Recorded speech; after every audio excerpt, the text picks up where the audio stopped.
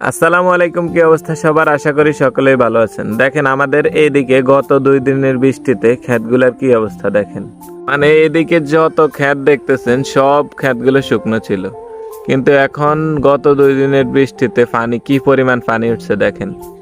আর কৃষিকাজ হচ্ছে গ্রামের ঐতিহ্য, গ্রামের কম বেশি সবাই কৃষিকাজের সাথে সম্পৃক্ত।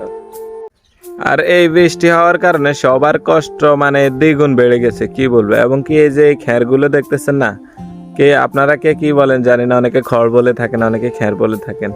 এই খেরগুলো মানে পচে যাচ্ছে আর কি। আর 2024-এর বন্যাতে খেরগুলো পচে যাওয়াতে সবার অনেক বেশি ক্ষতি হয়েছিল। যেখানে খেরের দাম ছিল 10 টাকা, সেখানে দাম হয়ে গিয়েছিল 50 টাকা।